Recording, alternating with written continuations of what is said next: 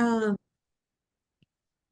this afternoon, our next candidate is Mr. Weston Martinez, who is running for Republican Party of Texas State Chairman. So, Weston, I'm going to go over kind of an overview of the questions for you. None of the questions are timed. I think we have about 22 questions, and all of the candidates thus far have been able to get through all of the questions without being in a big mad dash and hurry. So there will be an opener, and then we will have some questions that are going to allow people who don't know you to get to know you better, and to give us an insight into what makes Weston Martinez who he is, what your vision is for the party, and how you would lead it. Then we will get into just a couple of policy questions, which the grassroots have indicated are very important questions to them. And we will also look at some of the forward-thinking ideas that you might want to share. And at the end of it all, we will have a few short answer questions. And as I said, they are not timed. And at the end, you'll be able to do a close the deal with the folks.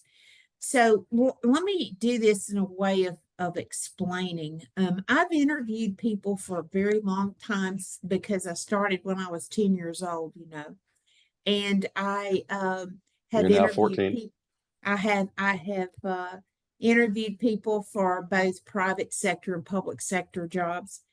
And so my manner of questioning is to try to give people an insight into the real person that is sitting in front of them, and to get away from people who just sort of have canned yes or no responses and that sort of thing. And also some of the questions may seem to be a bit redundant. That's a technique.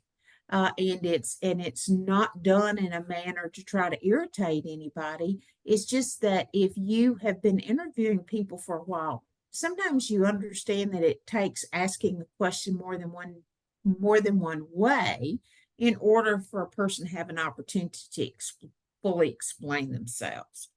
So at the end, you'll be able to bring up any topic that you think is important for people to know about you that I didn't answer, that I didn't ask you. Okay. All right. So we'll begin. Weston, please identify the character qualities, the core beliefs, and the experience that makes you the right choice for chairman of the Republican Party of Texas. Well, thank you for having us for the state of Texas, Joanne, and your organization. It's always a privilege to be with you guys and interview you. I'm thankful to have had your endorsement for the organization when I ran for statewide office before. And it's a good process that I think everybody should go through, because you do get down to the technical questions and qualities and the reasons why I make the best choice to be the chairman of the Republican Party of Texas in today's environment is pretty simple. I'm pro-life, pro-gun, pro-family, pro-Israel, and most importantly, I'm pro-Texas. And I'm the biggest Trump supporter in this race. And I've got Trump's number one man in Texas, Sid Miller, as one of my key endorsements to go along with Rick Green and some other key people.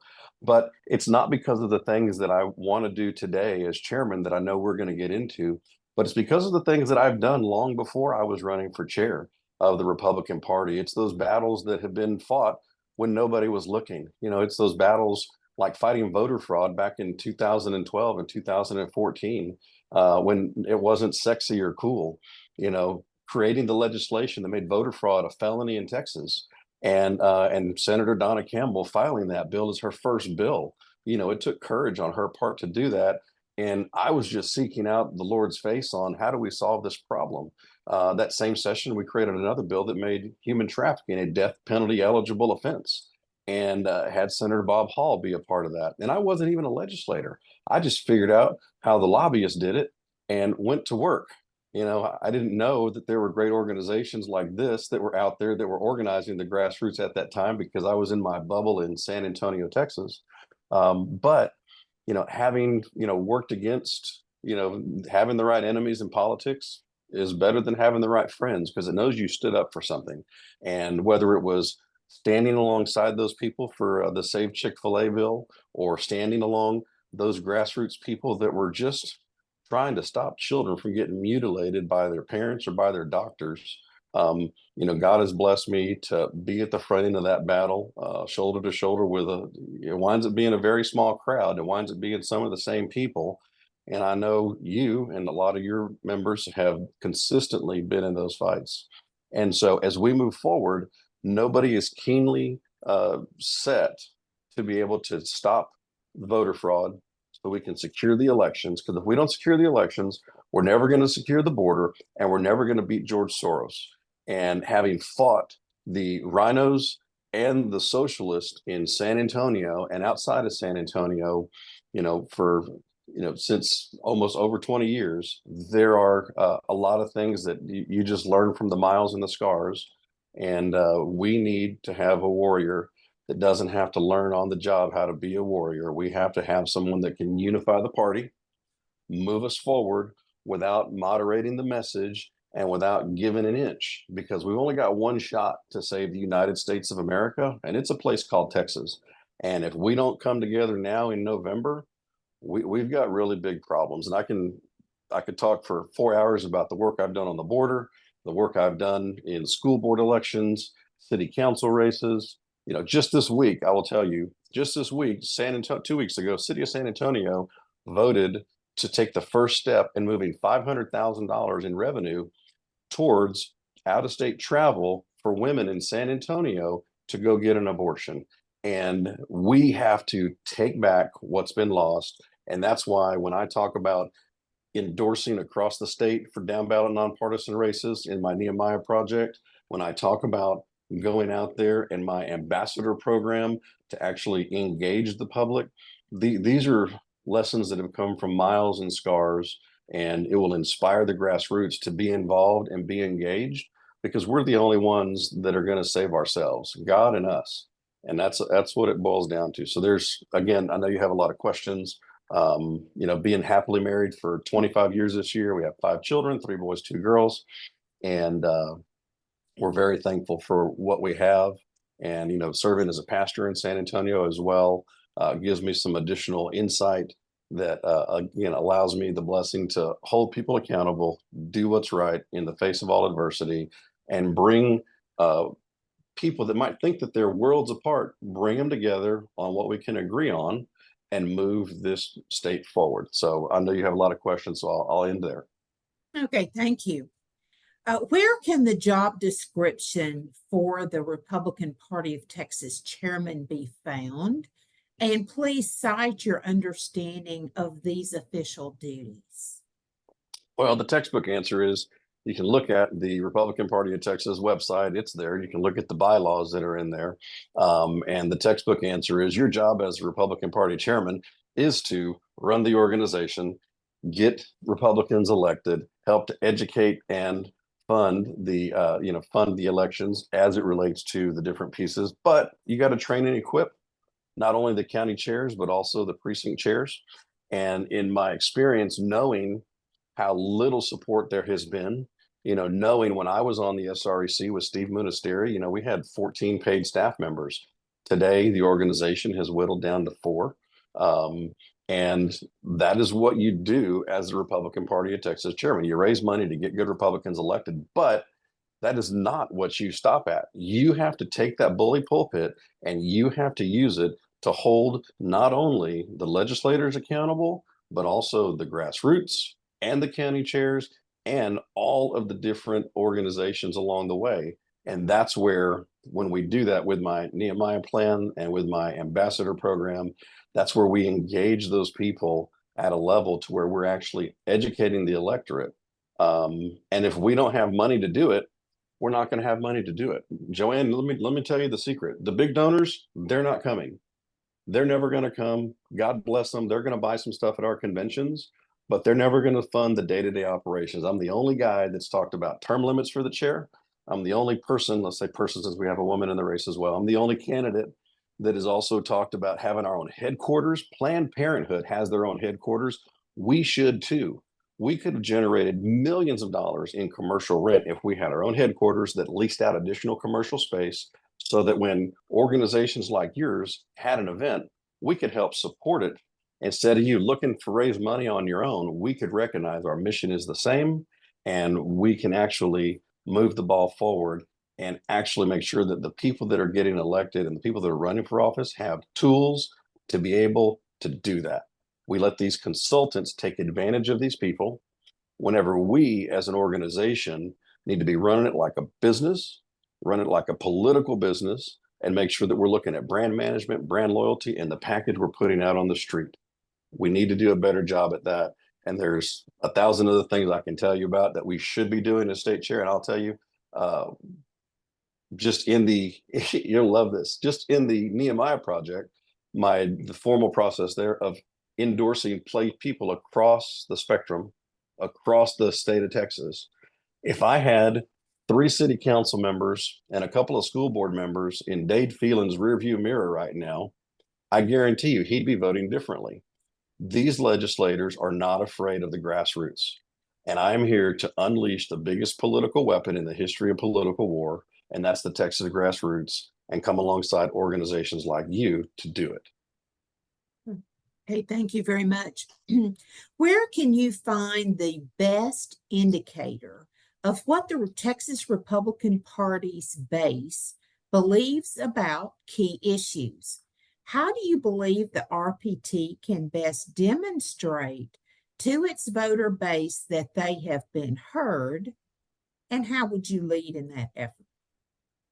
Well, it's real simple. If you're not riding for the planks of the platform, you're kind of not riding for the brand, since we're in Texas and you probably belong on a different ranch. So that is something that's very key. And look, I've been to tons and tons of conventions. I haven't missed one since I got involved in 2005. And in that situation, we spend a lot of time as the grassroots coming up with, our platform, coming up with what we're going to talk about and what's important to us. And I have plans on how to weaponize that information in a way that makes the legislators hold to it. Because again, right now, you and I know plenty of legislators that laugh and they think, yeah, whatever, that's not important. I mean, look, election integrity has been the majority of issues at the last couple of conventions, yet we had state representatives that were offering amendments at the last minute to lower it from a felony back to a misdemeanor after we'd finally, gained some ground. So, we know where the message comes from. It comes from the grassroots. We have the most, I'll use this term properly here, we have the most democratic building of a consensus of an idea of what we, the organization members want to do.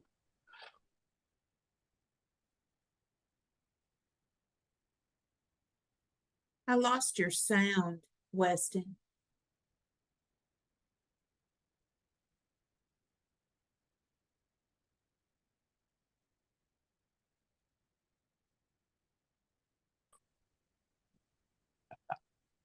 I had my phone on do not disturb, but my children are on call no matter what. And so it rang through. So the last thing I think that you might have heard me say was that we get our mission from our internal customers, is the way I like to call it, because I look at it like we're running a political business. Okay, we have internal customers, which is the grassroots.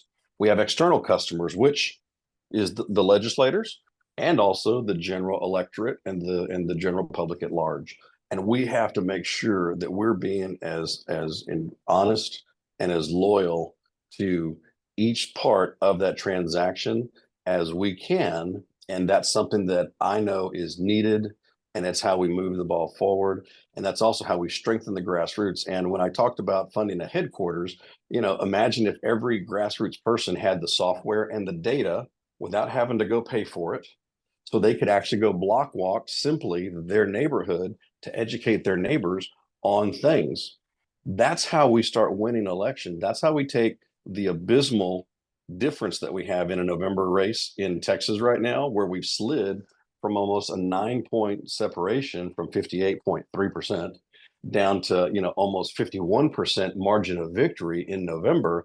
That's how we do it. That's one of the reasons why I'm doing property tax protest seminars across the state of Texas to educate not only the delegates, but the Republicans at large, how to have a non-political, political conversation about something that most people don't know why our government's out of control and where it started at. And if we do that now, we're breeding a farm team that is educated and that has the tools to go out there and do it. So that's how we take care of our internal customers. That's how we take care of our external customers. And that's the plan on how we hold the legislators accountable to get back to what do the grassroots want and how do we get it? Because we haven't been able to close that gap. Florida has been able to close that gap. I will tell you something privately that I have planned that will close that gap, and you will love it. But we're not ready to issue a press release on it. But this marker, and I'll tell you later.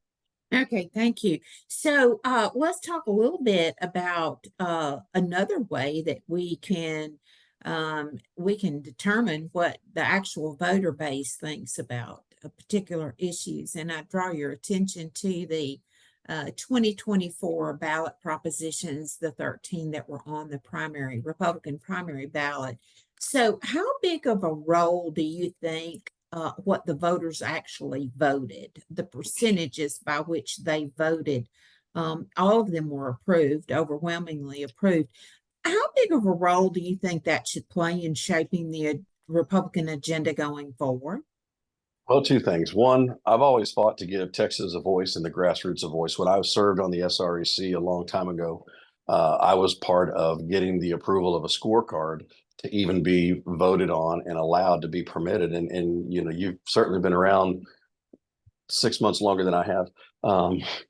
Joking for anybody that's trying to take that out of context. But you know, we need to hold these people accountable, and the margin of victory that the grassroots indicated, you know, shows the mandates that should be set forth. And quite honestly, you know, the speaker, the lieutenant governor, and the governor, they should take that as this is where we want the state to go. You know, this is where the car, this is where the tires, this is where the gasoline, you know, this is where the steering wheel wants to go. You know, buckle up, Buttercup, and let's move forward. So it is a very clear and concise message. It's a great thermometer for what the grassroots, what are, as again, like I referred to earlier, our internal customers. It's what they want. And I will tell you that that is something that we need to do, and we need to create a system, a situation where the legislators listen as much to that heartbeat as we, as myself, as the chair, will be listening to it. And that margin of Okay. victory, I think, speaks clearly to to their desire. Okay, thank you. Current party rules allow for the SREC to censure a Republican office holder violates the party's core principles. Do you think we should retain this rule, and why or why not? So one, you know, I was the only elected member of the Republican Party that endorsed against Joe Straus, my state representative, a long time ago, whenever we actually were in the middle of those bills I mentioned earlier. And I didn't do it because there was a Rule 44, because there wasn't at the time. I did it because it was the right thing to do, because, you know, this man was not following the planks of the platform. He was not voting in consistency with, you know, with our agenda, with our platform at all. And there is a need to have Rule 44 in place. I will tell you, though, the SREC shouldn't be run like a sixth grade principal's office either, because then all you do is devalue the punishment or devalue even that situation. And when I talk holistically earlier about equipping the grassroots and giving them the tools and the equipment to hold somebody accountable in the primary or in between when we have issues before the legislature, now we're doing things that actually will limit the need for a Rule 44 and will actually help us get bad legislators out even sooner.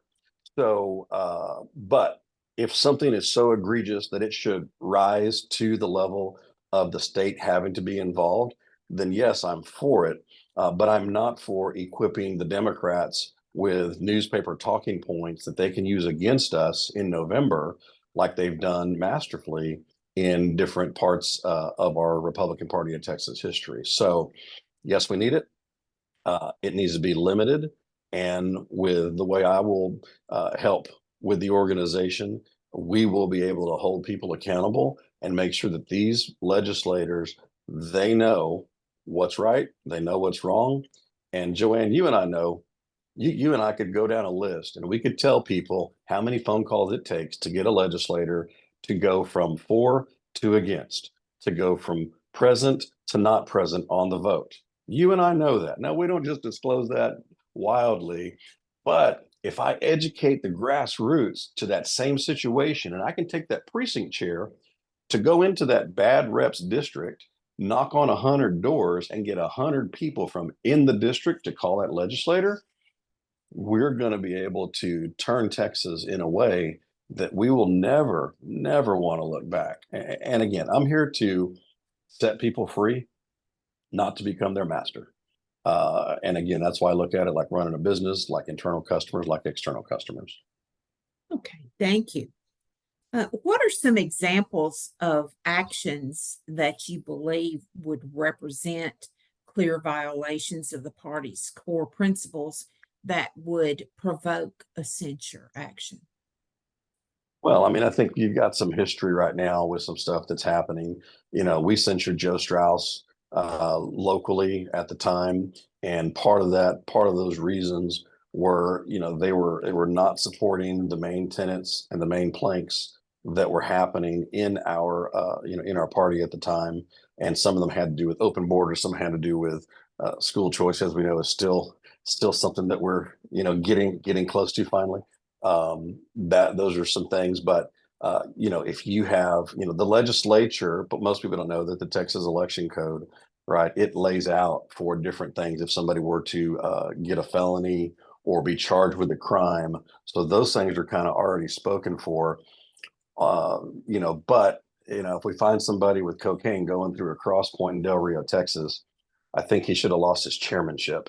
For those of y'all that don't know what I'm talking about, Google it, because that's an example of where that guy, if he was a Republican, which he was not, that would say, okay, we need Rule 44. This guy, he's done something egregious that is beyond, the smell test here, and they violated the spirit and intent of our principles of our party, and done it in such a way that is there's no. That's pretty interesting. No taking back. So Okay. that's an example. We're always going to have the he said, she said stuff. Again, I'm not interested in running this place like a sixth grade principal's office. So, you and I are very good about, what are the facts? What are the details?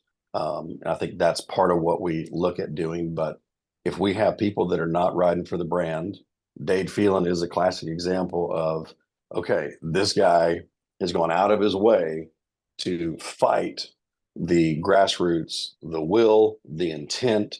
It's not just a difference of opinion, it's a willful, deliberate choice to oppose us at every single turn. And that's an example of something that raises to the level of involvement. But every single little bitty, I don't have time for that, and neither do the grassroots. Okay, thank you.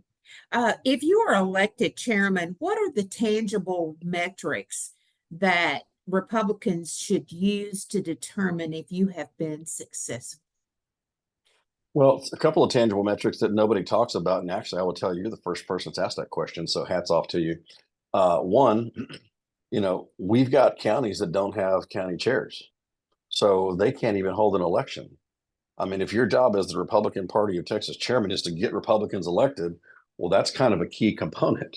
And, we've got plenty of precinct chairs and vacancies in areas that have no precinct chairs. And some of that is geography. Some of that is we've done a bad job of going into areas that we should go into. I mean, Sheila Jackson Lee doesn't even have an opponent. We need to go in there, and we need to go to those deep, dark Democrat areas, and we need to go in there with the light of truth and speak to that. So one metric is the team. What do we have in the county chairs and the precinct chairs. Another metric is, and again, I learned a long time ago that the success and failure is in the down ballot nonpartisan races. You want me to tell you your future? That's where you look today. And I would say, judge me by that.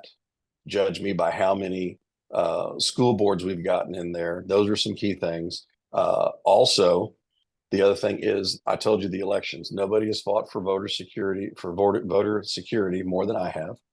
And I would say another metric is securing the elections, getting us to a position where we're using ballots that are sequentially numbered, where we're getting rid of the machines, where we have the Secretary of State as a statewide elected office reportable to the people of Texas, to the grassroots, to the we the people, not to be appointed by any governor. This is not a knock against any governor because they've all been appointees. But I think that is a clear situation that we can look at, and we can change something in the law that allows the grassroots to have a better say on what's going on. Another metric that we can look at, and you notice I haven't said money. Folks, everybody says Republicans lose because we didn't have enough money. That's a lie. Sid Miller got more votes than Greg Abbott and spent less than $1 million, and Greg Abbott spent almost $40 million, and Sid got more votes. So I use that as a case in point on how the grassroots and how the electorate responds to people they have a relationship with. And we have the minority groups led by the Hispanic and then by the Black group that is leaving the Democrat Party in droves. And we will do more to help them identify with the values that they already identify with in the Republican Party. And that will help us grow in a way that is exponential. So those are a couple of key things. And then by doing that, that will then generate more revenue. We have a party that we're about to have. I say a party. We're about to have a convention, and for somebody that's going to be there for a week, it's almost going to cost them $3,000 to come to the convention after they've sacrificed time, talent, and treasure away from their family the last 2 years on their own dime. And personally, I think it's egregious that we don't have a situation where the convention is a time of reflection, a time of honoring those people that have done great work, and also where we do collectively come together. Let's take the votes, let's get it done, but it shouldn't cost us $3,000, $4,000 to be involved for a week. I mean, look at, God rest her soul, our good friend Jill Glover. How much money did she spend in gas driving across the state of Texas on her own, not looking for money to be put back in her pocket? Look at myself, yourself, Sid Miller, other people that we're funding our own missionary work. And so those are some of the metrics that I look at. How do we turn this thing around? And when you do the things I talked about, run it like a business, we will have the revenue to show for it, because it's the small donors that actually are the solution, not the big donors. And God bless the big donors. We'll take their money. Okay. But they're going to put their money, quote, I'm going to put my money into my political action committees and to my organizations. I'm not going to fund the Republican Party of Texas, no matter who's chair. And there's historical facts to back those sentences up from that major donor. Okay. And so again, those are some metrics. Thank you for asking that question. I think it's a very important question. And there's some other things that we can get into, but I think those kind of hit the major veins of how we can really measure true success and true growth. Okay, thank you. Let's explore the financial angle for just a few more minutes. If you were elected chair, what percentage of the party's annual budget would you like to see in donations of $100 or less? And what would the RPT need to do in order to increase those low dollar donations? So I go back to what I've already said, and that is by creating the Nehemiah Project, by creating the ambassador program, now I've created a farm team. So now I've given people a pathway to engage, to be invested in, And now they are going to turn back and say, hey, I'm really thankful for your investing in me. Let me become a regular monthly small donor contributor. That is a key ingredient on how that happens. A good friend of mine made a comment. His name's Michael Berlanga. He said, when do people remember, if they'll just do the Great Commission, they'll earn the Great Commission. And that is a very key thing. We need to quit looking at this party as somehow, you need to feed us with donations. If we just do our job, the rest of it will come together. And so when we look at that, I would go through the church model. I would tell you that, in the church world and in the business world, it correlates. But, you know, of all of the mega churches that and that your listeners and watchers are going to know, they only make up 10% of the entire church world. The large businesses, I'm a business guy, I'm a corporate guy. The large mega corporations, they only make up, 15 to 20% of the market. The small mom and pop shops, they make up 80% of the market, 80% of the market. So I personally would see that as a sign of health. If I can have 80% of the donations coming from $100 or less, and you take that number and you extrapolate that out, that's a whole lot of people. That means they're going to be showing up and they're going to be in those precinct chairs, in those county seats, at meetings like yours, at meetings like mine. And now we're actually turning people loose instead of being, a boot on their neck. So related to the donors, that's a piece of it. There was an extra piece that you said in that. Would you please repeat that last little piece? What would the RPT, I think you've already addressed it. What would the RPT need to do to increase those small dollar Sorry. donation? Yeah. And again, I did address it. So if we invest in our people, they will invest back. We'll build a farm team. And now, just like the mother and father that go spend money on cleats and baseball bats for their kid to play Little League, the same thing will happen with the Republican Party of Texas. Okay, thank you. One more line of thought regarding party funding. There is a perception that party officials must always place value on opinions of high dollar donors over the identified priorities of Republican primary voters and those of the convention delegates who show up to serve and represent the interest back home. Do you believe that this is an accurate perception? Why or why not? I will tell you this, and I was with Tim Ballard recently in San Antonio, the officer related to the movie Sound of Freedom, where we had the just the line that has been heard around the world that God's children are not for sale. And I will tell you, as someone that was tried to be, as someone who had a big donor try to bribe me out of a statewide race, I will tell you that the grassroots of Texas are not for sale. And I don't care how much money you give. When you donate money for what we have done. And God bless you for your opinions on what you'd like for us to do. If it lines up with the body, then we'll be glad to take your money. If you want to put strings attached to it that are in contrast with what the body wants, keep your money. We don't need it. So there's probably more ways to say that, but the grassroots of Texas aren't for sale. Okay, thank you.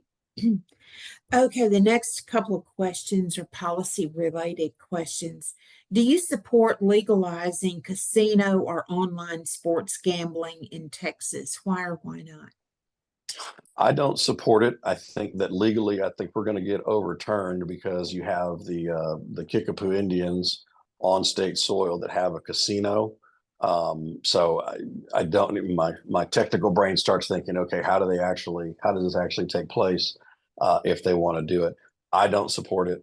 And I don't think that the majority of Texans support it. Ironically, I was told that there is a booth at the convention that is sponsored by a casino gambling booth. I was kind of shocked. I was as shocked as if they would have said there was an abortion booth over there. So feel free to correct that, if you find out and you want to correct it, but I'm not trying to speak ill of anybody. but I'm trying to find out myself right now. Um, it's not the will of the people. I can tell you, I was speaking to a past chair who I knew was moderate, and I knew his position was opposite of the grassroots. And this individual, I asked him about it, and this individual said, "I'll say they, so you can't figure out if it was a man or a woman." They said, and you already know who it is. I know you do, Joanne. I gotta give hats off. That person told me, they said, my will doesn't matter. My job is to represent the body, and this is what the body says they're for and what they are against. And I'm not going to contradict what the body wants after they voted on it at the convention that way.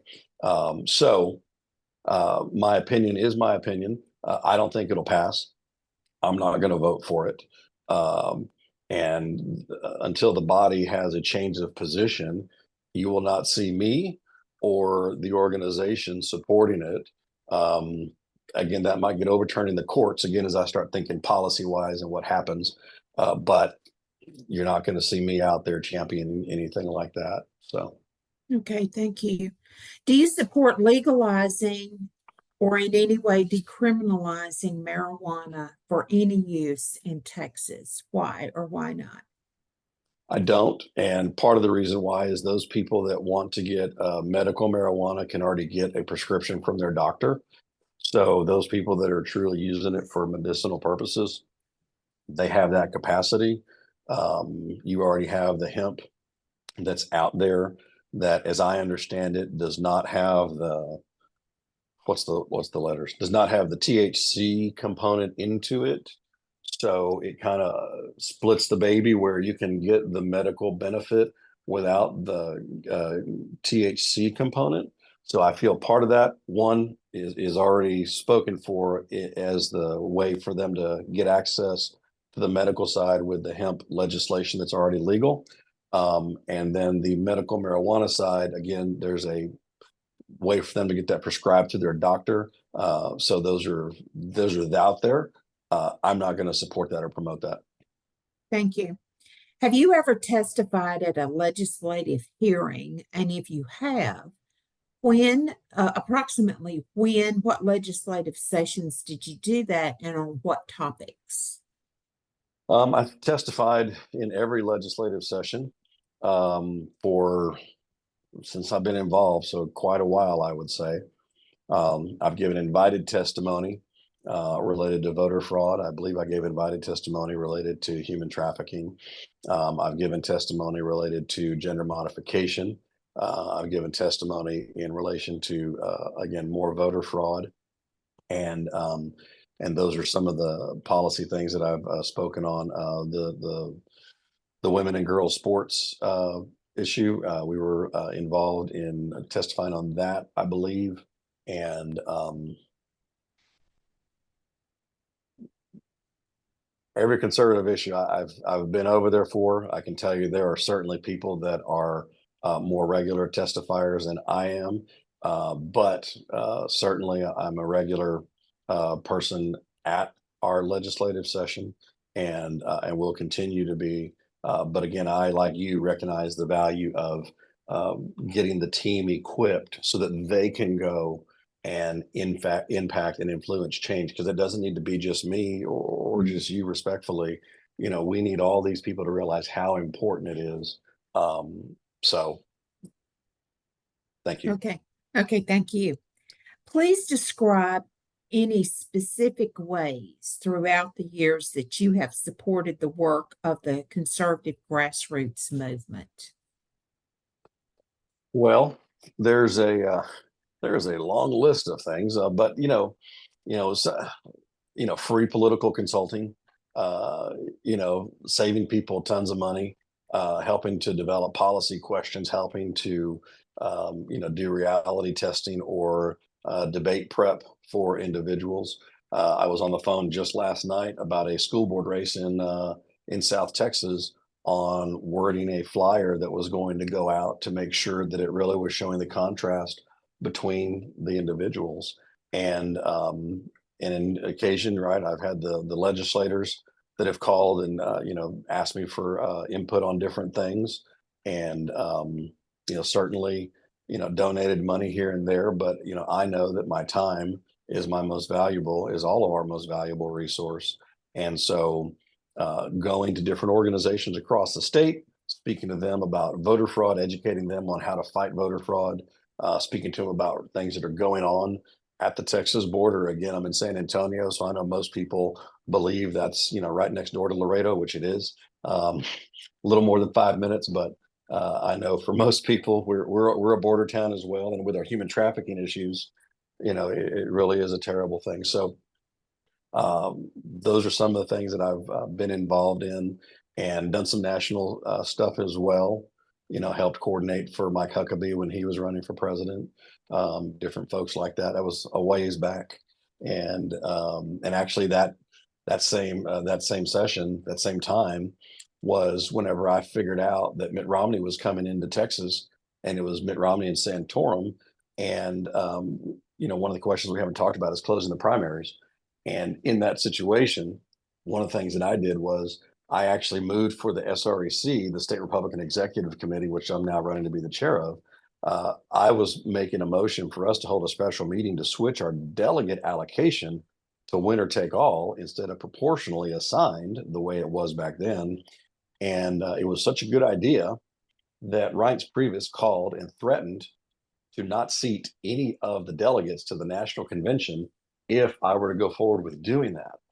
Now, when I got that information from Steve Munisteri, the chair at the time, I told him, I said, well, it just makes it that much easier to know what we need to do. And from then, I knew that we needed to close our primaries, but I also knew that that was something that was influencing the ability for a more conservative candidate to leave Texas tied than to have Romney run away with it. So school board, all the different levels, city council, county commissioners, state representatives, state senate, US Senate, and presidential, I have been involved in 98% of the time at my own time. Okay. All right. So we have a few short answer questions here coming up. How would you define your management style, or the tactics that you use to influence others to work with you? Sure. So, attitude reflects leadership, and a good leader is going to remove roadblocks and get out of the way of the organization, and is going to put the organization ahead of itself. That being said, my corporate background, telecom, real estate, oil and gas. As you know, I was real estate commissioner, statewide office I held for almost 7 years. And in that situation, you took my engineering brain and my mouth and gave me a 007 badge to go. Don't laugh, don't smile too big. That was kind of, take my mouth and give me a 007 badge to go kill it.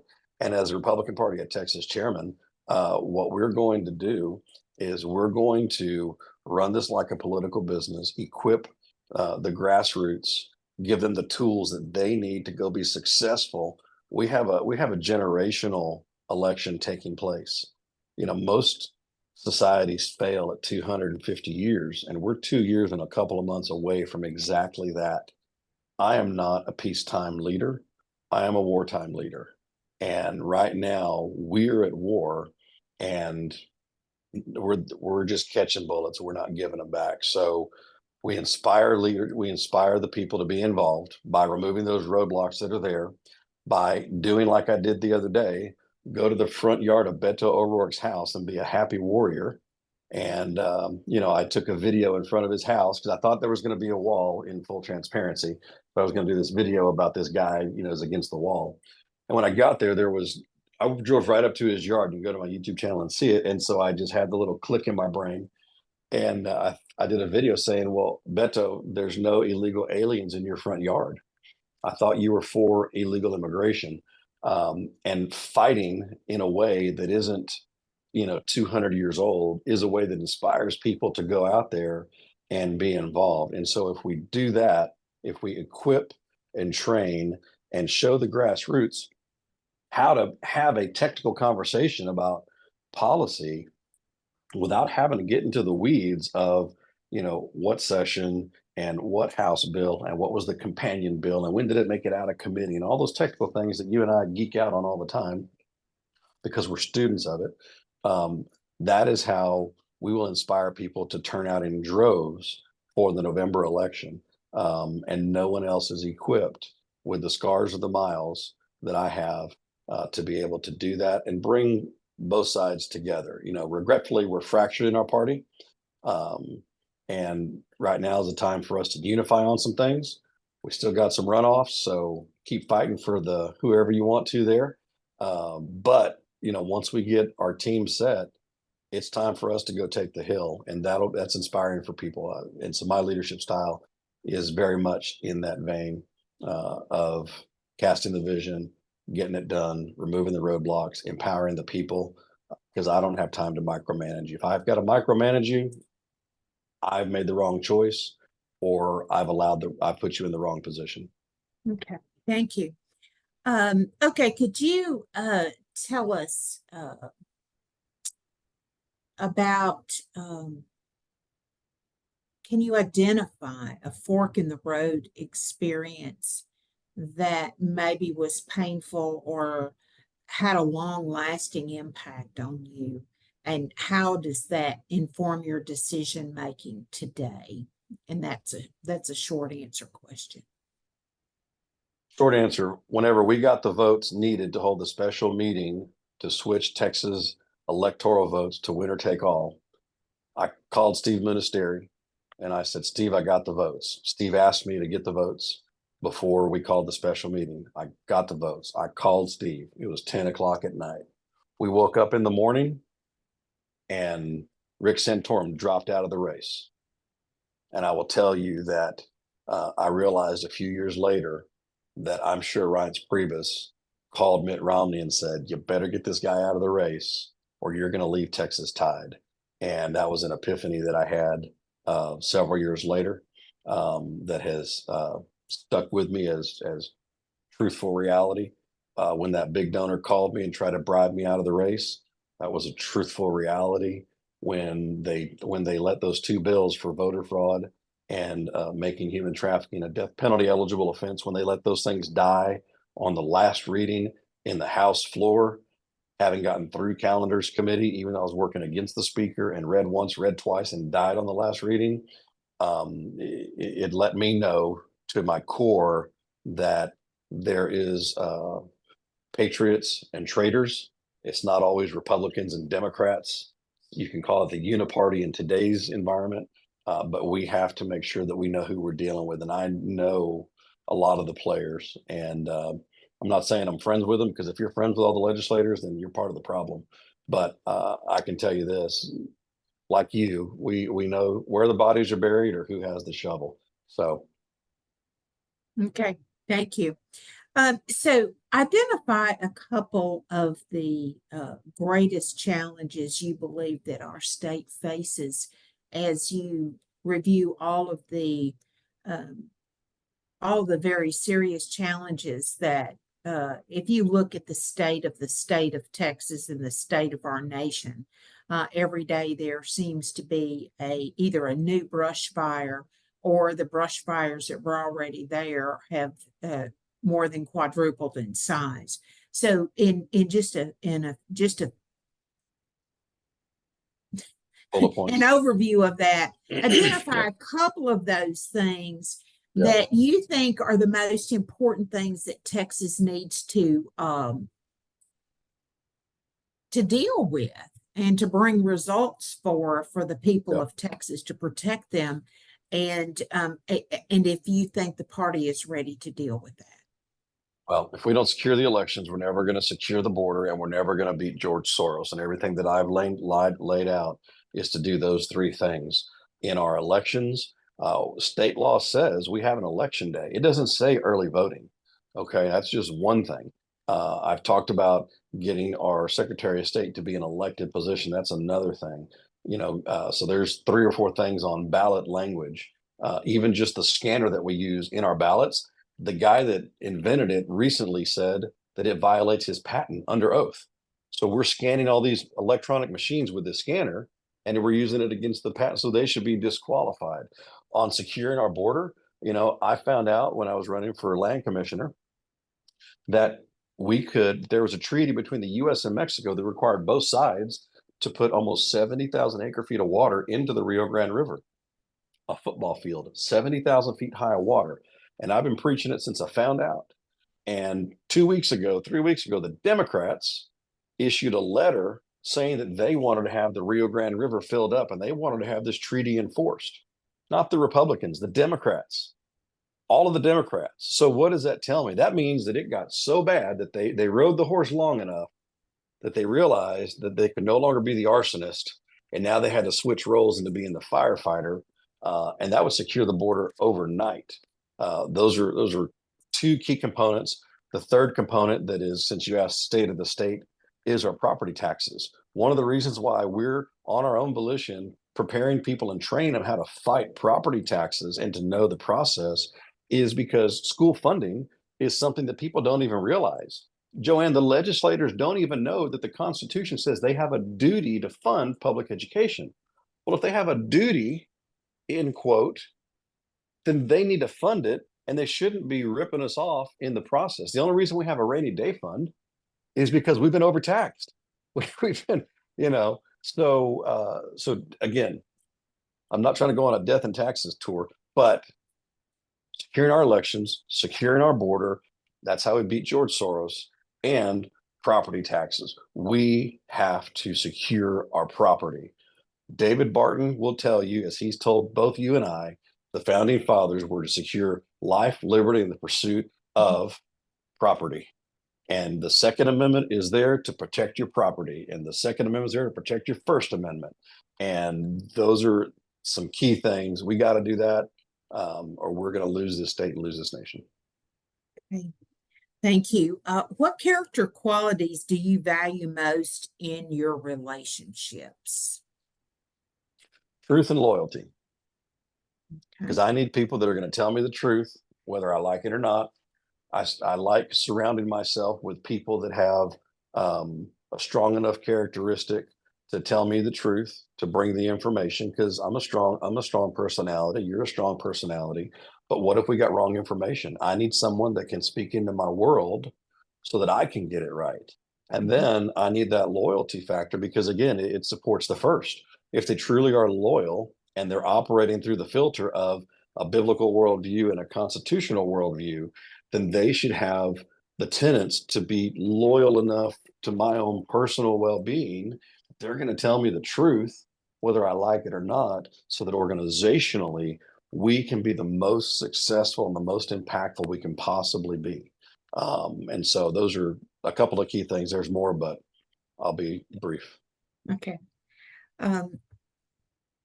What are your thoughts on extending opportunities for booth or sponsorship space at the convention to groups whose stated mission violates the Republican Party of Texas platform? Yeah, 100% oppose it. I mentioned earlier that I heard there's a booth from a gambling group. I heard the same yeah. thing. Okay. All right. Well, that's Thank you. nonsense. While cultural Marxism has been on the rise in our nation for many decades, the COVID shutdown pulled back the covers and has since made more people begin to see the threat to children and future generations. What do you think the RPT can do better to protect children? Lead in every way possible and do a better job at putting our positions out there. We do a terrible job. I hate to use a secular term in this political narrative. We do a terrible job marketing what is truth. You should have the free will to get a shot or not get a shot. I did not get a shot. I'd like to know of the other state chair who else refused to get the shot. And I would like to know which ones advocated for it or benefited from it, because I think that tells us a lot across the board on how they're going to lead. Because if you're going to allow the government to tell you, your employees, your family to do something, then that tells me more about your character than I think a 5-hour interview with you, which is quite fun, I might add.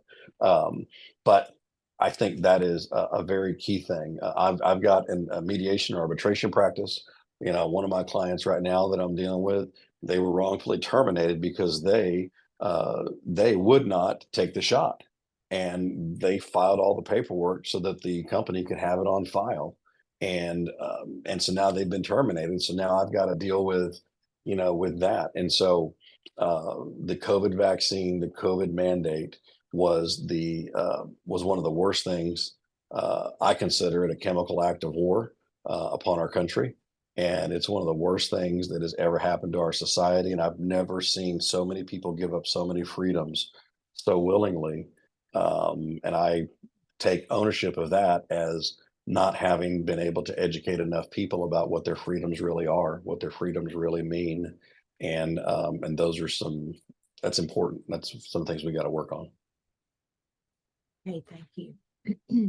In the preamble and introduction to the Republican Party of Texas platform, it lists several principles that the platform is supposed to uphold in action and in legislation. Would you please name a few of those? Of the principles that are listed on there right now. Yeah. Everything that we do has to go through the lenses of, is it a biblical worldview? Is it a constitutional worldview? Is it the truth? Does it promote what those values are? I don't have those 5 things memorized, but I can tell you that I've lived a life that has exemplified every one of those things. And I strive to do a better job every day because I think I could do a better job every day. So my memory I do not have those things that I can give you off the tip of my tongue.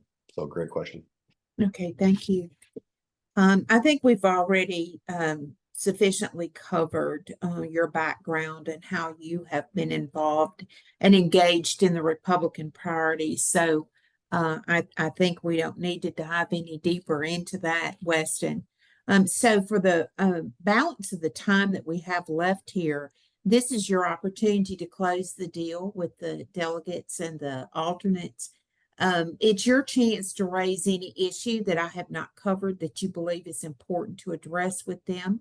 It's your opportunity to cite a pet peeve, if you have any, with any past or the current administration. And it's an opportunity for you to tell them one last time for this interview why they need to support you. Well, I appreciate it, Joanne. And, to be very direct, as I said earlier, we're at a crossroads in our history. We are at the 250-year mark of our country, as I said earlier, and there's only one shot to save the United States of America, and it's a place called Texas. And we have to absolutely do what our founding fathers set out for us to do, and that is to be a free people, and that is to be a people that is going to focus on how we can make sure that we can live out our lives free from oppression. And the only way we can ensure ourselves of doing that is by securing our elections. Again, no one has been fighting voter fraud more than I have. Texas Monthly did a hit piece on me. I've got election integrity people from across the state and across the country that are supporting me. If we don't secure the elections, nothing else matters. When it comes to securing the border, being from San Antonio, I've done things. I worked with Project Veritas. I'll go back on elections for 1 second. I worked with Project Veritas to get the woman arrested that made national news for voter fraud, and worked with Ken Paxton's office to help them execute the fastest arrest in the history of Texas for voter fraud, only to have that lady walked out of jail free because we had Court of Criminal Appeals that did an improper ruling saying that the Attorney General could no longer prosecute voter fraud. And I've been working to overturn those things since that took place. When we look at securing the border, no one has worked on securing the border longer or harder than I have. I'm the one that worked with the Attorney General's office to have them, they opened up an investigation on the police chief in the city of San Antonio because we had an 18-wheeler full of illegal aliens Half of them were dead, half of them were cut loose by the police chief. And I said that violated the law, and they agreed with me. And they actually won a case against the city of San Antonio for that. And when we look at unleashing the grassroots, no one has a secure plan on how to unleash the grassroots. I'm the only one talking about a farm team. I'm the only one talking about, well, they're copying me now. So I'm the only one that originally talked about engaging in all the down ballot nonpartisan races, making sure that we're building a coherent farm team, making sure that our headquarters that we're going to have is something that you can be proud of, something that you can be a part of, that does things like provide a quality studio so people across the state can come and get a good headshot, get a good video, and be a good example of who we are as Republicans. And by the way, I've already talked to some land development and real estate folks that are excited about helping me secure locations across the state for that. Some of those will be at no cost. And that, by generating revenue from a headquarters, that is how we are going to actually be able to fund the grassroots, so that when that mom in San Antonio that found pornography in her library can go work to get the school board member out that stood by and not have to go spend $3,000 on data and applications to go simply knock on doors. We have to find a way to amplify their free speech. We have to find a way to come along organizations like this one to help support their mission, and quit trying to tell them what we think they should do, and work with them and ask them how we can help them be more impactful. View people like this organization and others as partners, not enemies. No one knows the people in all the different parts of Texas, rhino, moderate, liberal, conservative, like I do, to be able to bring them together so that we can move forward in unity. After November, we can go back to the drawing board. The people that are in the runoffs, keep fighting for the right ones in that, and let's keep on making Texas as red as possible. But when you vote today, you're either voting for the past or you're voting for the future. And there's a reason why people like our good friend, the Ag Commissioner, Sid Miller, our good friend, Rick Green, and other conservative leaders across the state of Texas have said they would put their trust in me. And it's because they know that I've been in the fights. I've never backed down, and I'm not going to stop now. And if you want to save Texas, then I'm the candidate that you need to vote for. So God bless you, and God bless Texas. And thank you for voting for Weston Martinez at the convention. Thanks, Weston, for sharing your afternoon with us, and good job. Thank you.